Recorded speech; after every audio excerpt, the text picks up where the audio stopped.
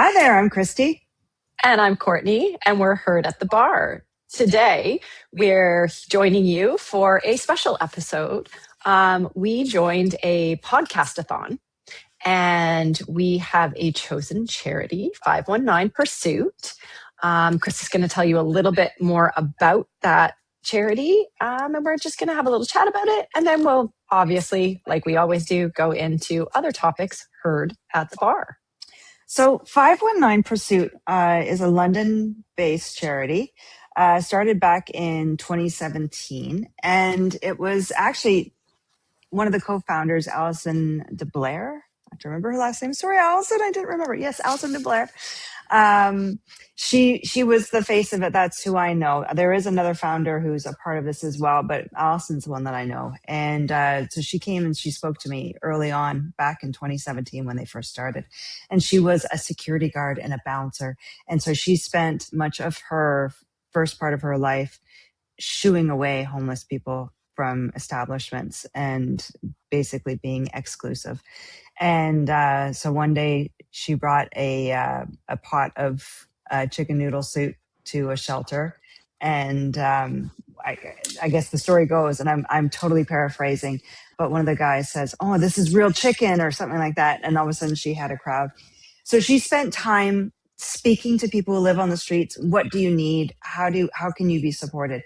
And so she started the 519 pledge, which was to actually collect socks for homeless people, because socks are one of those things that are almost disposable to them. They're constantly going through them.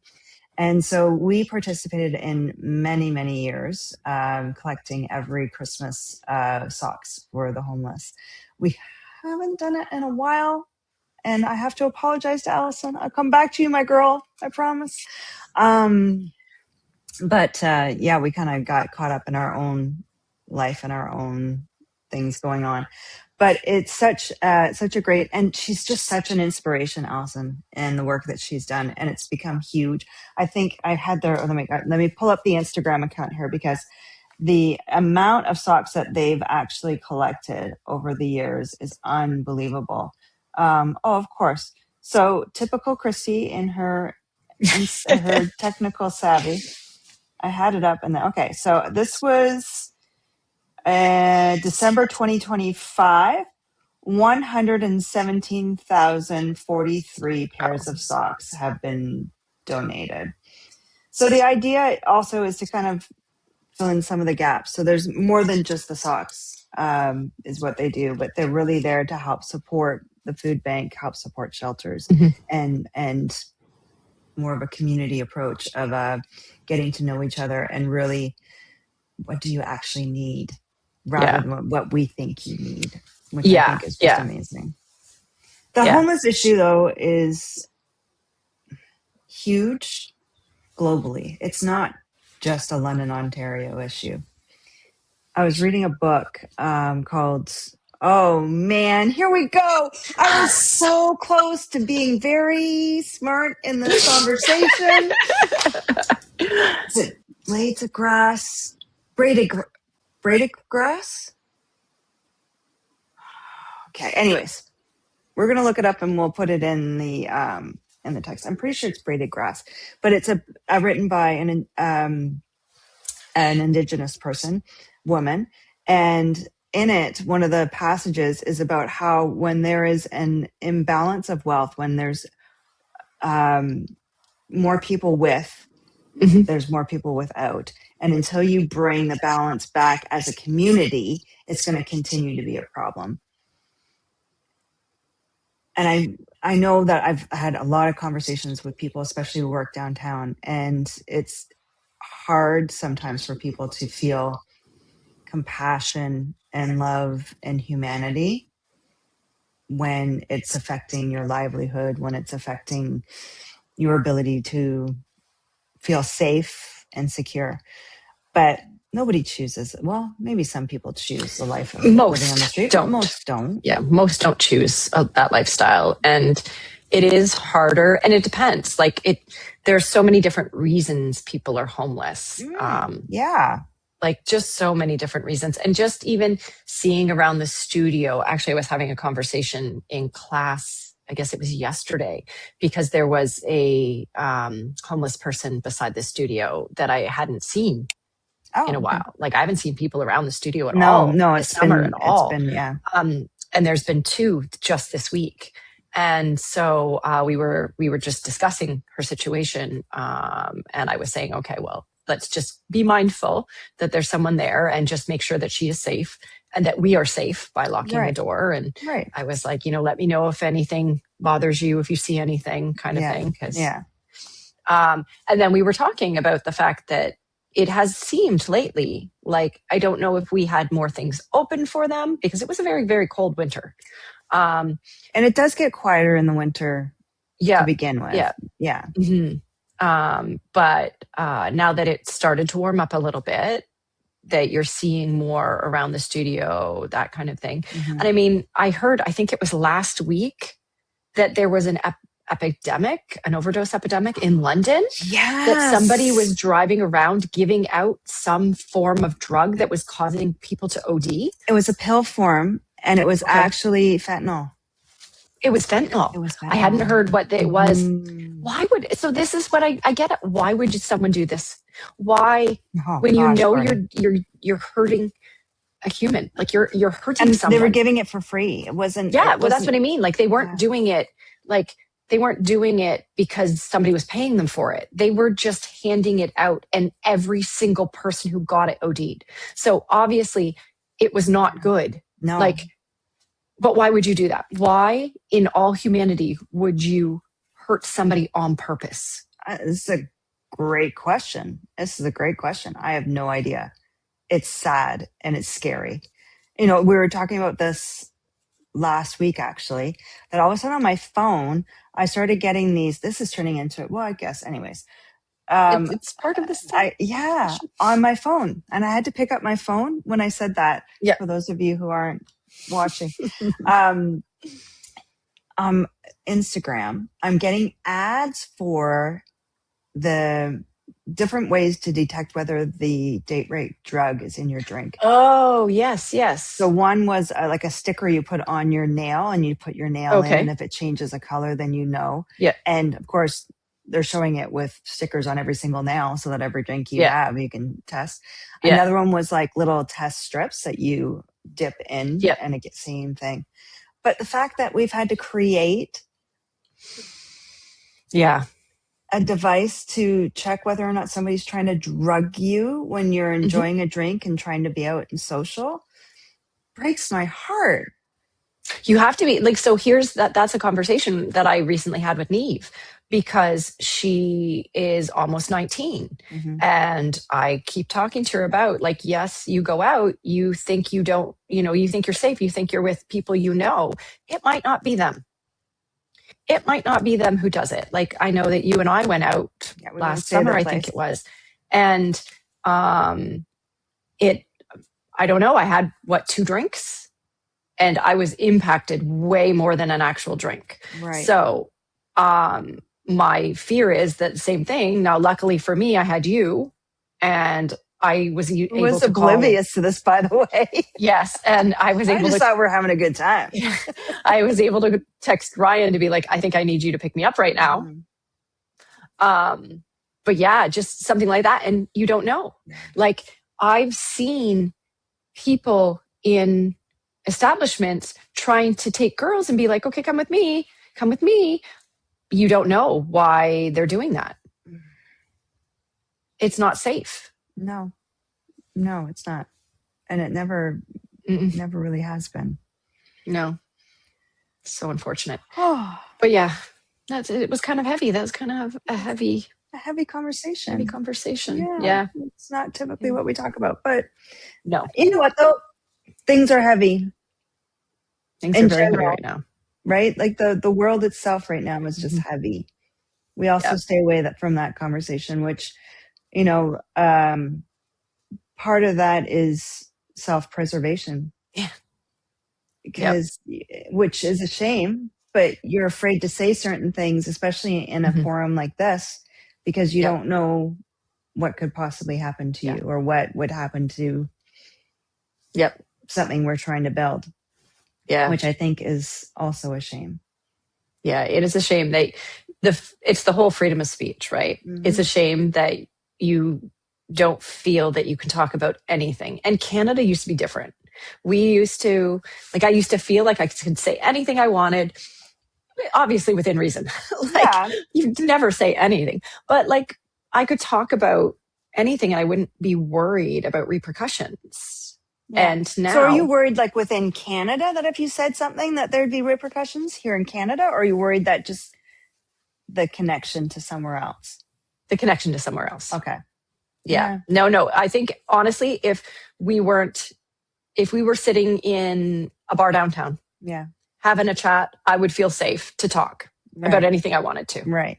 But because we post this on the internet Right. and it can be seen by anyone, anywhere, Right. it's the whole cancel culture. Would you get canceled for it? I know, but like cancel culture first started to support victims, Mm-hmm.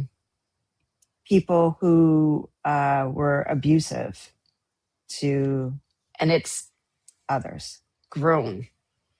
So people use cancel culture to silence the people they don't want telling things. Yeah. Not always, I don't want to say truths, because sometimes they're not telling the truth. Right. Sometimes they are. Right. That's the other thing right now, truth. With AI, how do you know? How do you know that what you are looking, the number of times I sent a link to my daughter and she goes, Mom, that's AI. I know. So, and I'm like, how do you tell? Yeah. And sometimes you can, like, if, like, and Yes. my kids have kind of like when the hands, yeah. Yeah, the hands are magic. Yeah, exactly. Or like if you zoom in, you can see there's like pixelation around the ear and things like that. Yeah. And sometimes when they're talking, you can hear it in their cadence and things. Yeah. But I saw a thing on a post on Facebook, and it was basically saying that a lawyer has told me to post this. And it said, I do not give Facebook permission to use my image, to use any of my content for AI, for so on and so, it continues to does out. And which I thought, I never even thought of that. Now I wish I had copied and pasted it, because I have to go back and now and find that post because I want to do it. But like, you have to do that on everything now. Like here, the stuff that we're putting out here could very easily, our voices could get picked up, our faces could get picked up and used for something that we've not agreed to. Yep. How scary is that thought? Yeah. It's really crazy that in this day and age, people can use your likeness easily. Like, I've seen let's videos. Go on record. AI may not use our likeness, our voice, our content. Yeah. Like I saw. So do you remember we talked about the Team Canada versus Team USA hockey thing? So in it, obviously controversial, the Kachuk brothers. They are very, very controversial. There was talk at the end of it where I think it was the team, the US won. And in their locker room, they got a call from the president. And as they were talking to him, someone said something in the background that was like, close the border. I can't remember. Something like something I against thought you were going to talk about the comment. No, I'm not. No. Okay. Yeah. No. So they were talking something like somebody said, close the border or something like that. It was a comment that was made. Yeah. And so people attributed that to Brady Tkachuk, who is the captain of the Ottawa Senators hockey team, but he is very anti-Canada, pro-USA. So, but he is also the captain of a Canadian hockey team, right? So people were like, that is not right. You saying that. Well, there's talk that it wasn't him. It has, who knows? He may have said it in the heat of the moment, being like, oh, go USA. Maybe. And then regretted it. Yeah. Because obviously there were repercussions. There's always repercussions to what you say. Tell the kids this every day. Yeah. But then some AI was created in Brady Tkachuk's likeness, and the president posted it on Truth Social. And it basically was Brady Kachuk talking against Canada. Oh, and so no. Kachuk had to come out and say that I didn't say that. That's not me. But it was posted by the president. Like, it could have been created by his team. It's one of those things that you're Wow. like, that's AI. And that just could have ruined your reputation. Courtney, why do you always bring our conversations back to hockey? So everything. Did I tell you about how I flew on an airplane down to Vegas and talked the entire trip with some guy next to me about Yes, you junior did. hockey? Yes, you did tell me about that. Yes. I can talk about hockey with anybody. Hockey, yeah. But here's the thing. So hockey is a bridge. It's a uniting force between Canada and the US. We share exactly teams. Yeah. We share leagues. Like, it's such a uniting force. Why put a riff in something that unites us? That makes no sense. It doesn't make any sense to me. But yeah, it put this player in a situation using AI. And I honestly, which could actually hurt his career. It could, for sure. He could get traded. Like, the Ottawa Senators could decide that they didn't like that, right, and trade him away. Wow. You know, just because you were the captain of one team doesn't necessarily mean you're the captain of whatever other team you go to. Right. So, yeah, it's one of those crazy things. AI. Okay. And I honestly don't know that I would have known that wasn't him, because I had heard the negative things about him saying things against Canada. He has a podcast where he trashes women. Yeah. I might have been like, yeah, had he not come out and said that wasn't me, I did not say those things. Yeah. Well, have you seen those recent ones about that Jennifer Aniston and Adam Sandler that they talk about going to pizza parties and they're actually cannibals? No, I haven't heard it. I haven't seen this. I think I need to see this. I know. I mean, I don't know if I don't think it's true. That's weird. That's really weird.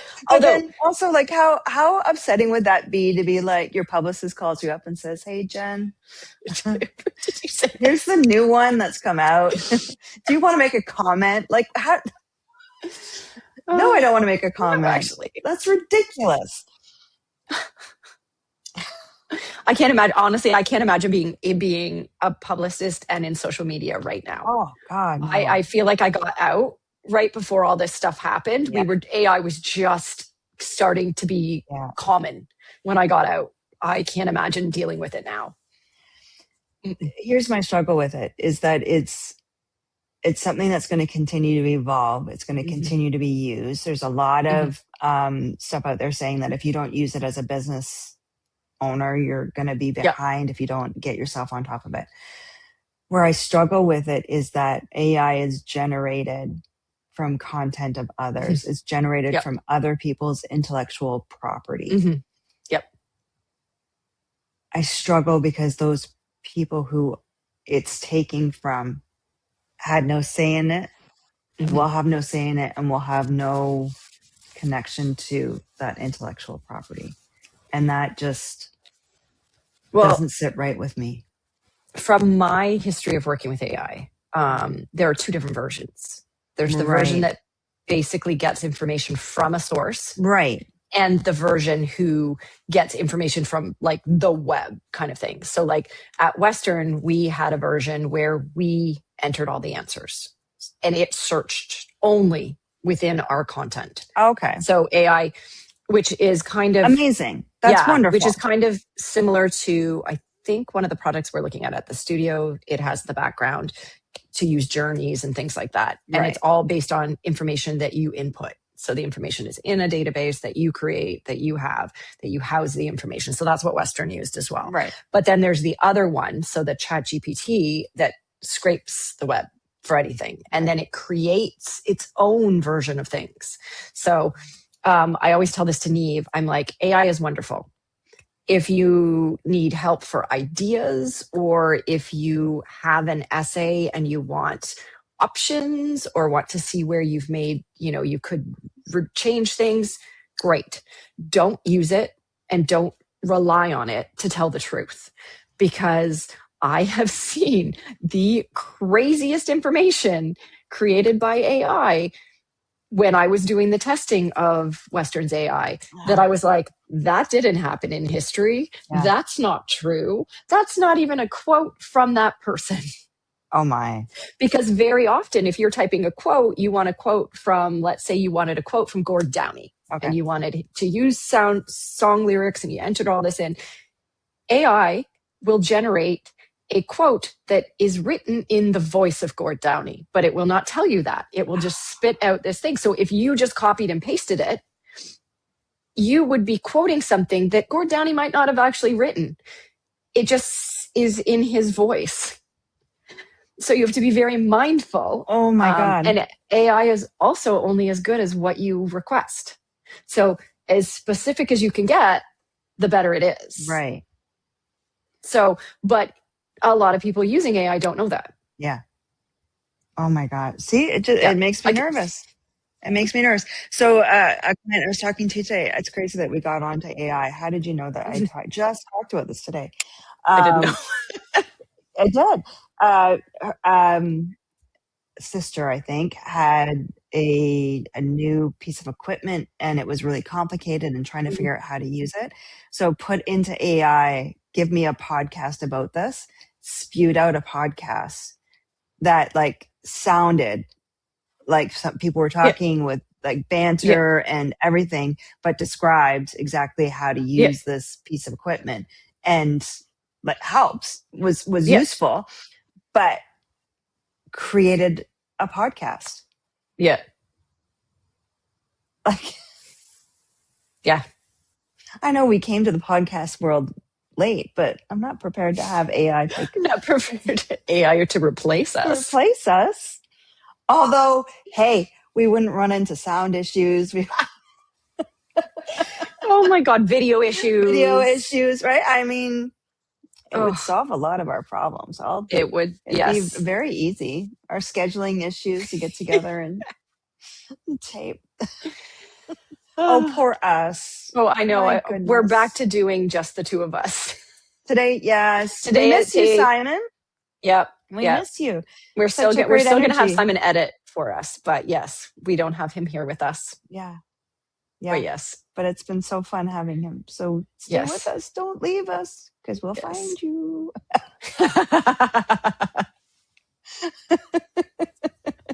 Think of maniacal laugh being like, yeah, exactly. We'll find you. We know where you live. Oh my goodness. Well, I mean, I hope that this, what are we part of? A podcast-a-thon for charity. This podcast-a-thon is a great success. What a great idea.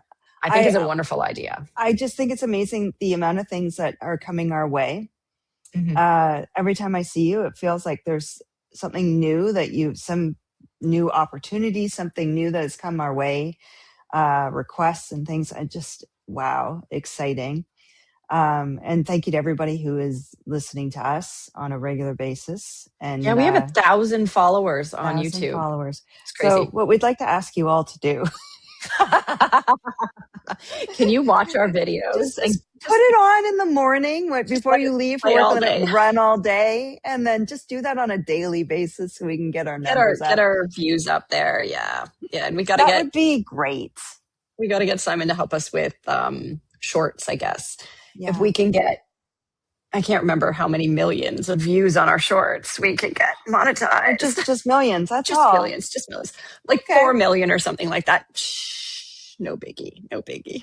Not a problem at all. We'll just get Max on it. Apparently, when he joins your TikTok or your Instagram and you post him, you just get millions of views. Like so the girl at the London Knights posted the behind the scenes of his interview. Yeah. So she's standing on 2 boxes and he's beside her on skates. And he's rocking from side to side, looking really, really nervous. And they posted it, and it got, so far, I think it was at 1.5 million views or something. It was crazy. And then so just by mentioning Max, will that help? I don't know. Let's see. Max is 6'8". We're gonna try it and see if we get a lot of views because of that. That's what it is. It's because he's 6'8". She was standing on 2 boxes and good looking kid. And he looked nervous. So she put music over it so you couldn't tell that he has a very, very thick accent. Yeah. And he didn't understand necessarily what she was saying. So he was trying to concentrate. Right. Because she was interviewing him in English. And so if you think about it, he's hearing her in English. Yeah. He's trying to translate it to Russian in his head. Yeah. He's trying to formulate an answer and speak it in English. And translate it. And translate it back. So he's trying really hard and he's super nervous. He only found out he was doing the interview, I think he said before the game or something at skate or something. Yeah. So he was nervous because he's never done an interview on camera like that. He was very, trying really hard. We've been practicing his interview. I had told him that I thought that he was a funny guy. I thought that, when I said, if we were in Russia, I bet you'd be a really funny guy. You seem like a funny guy. Yeah. So when she asked him what he was like outside of the ice, he was like, I'm a funny guy. I was like, yes, you are. It's like, yes, you are a funny guy. You know what we have to do though? We have to get a picture of him and I standing side by each. Oh yeah. We do. Definitely. So maybe if we could get that and then we'll just post that in one of our shorts. That'll be our short. There? You it was standing, my point of view and his point of view. Yes, we were going to. But I do think him and I side by side would be quite humorous. Yeah, I think that'd be really, really funny. Yeah. So we'll try to see if we can get that. I don't know how we're going to do that. How I can convince him to come to the studio. So I'll come to your house, figure it dude. Out. You ambush. Come to the house. There you go. We'll just ambush him. Just show up. Hey, Max, come down. You gotta do this, buddy. Sorry. Come on. I told him he was famous today because the Knights just announced that they're going to be playing out in Vancouver as a preseason thing. Oh, and so the Vancouver team posted a picture of Max with their person. So I was like, wow, Max, you're famous now. He was like, just in post. He's so adorable. It's so funny. And we're such a tall guy. I know. And people were calling him Kristoff from Frozen. Aw. That's I think he looks like Kristoff. I think that's a good. I should buy him a reindeer. To keep with them. Yeah. Is he coming back next year? Do you know? He says he's coming back. I don't know if he'll be with us. I hope he's with us. Yeah. I don't know how they decide that, but I would assume that if there weren't any issues, they'd keep you with the same, except for consistency. I would think so. I mean, I love his parents. His parents are great. I mean, and from what I've heard, you've done a lot for the Sweet Pea. Yeah.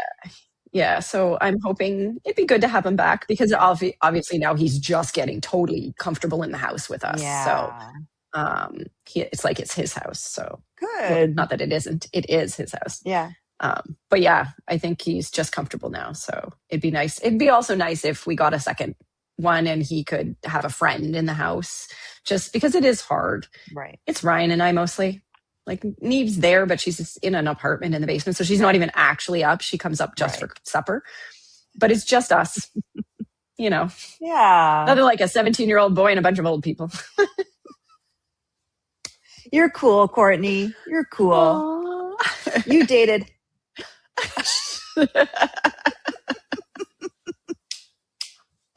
I didn't say it. No, you didn't say it. Yes. But if you want to know who Courtney dated, just DM me. I'll give you the dirty. I'll give you the tea.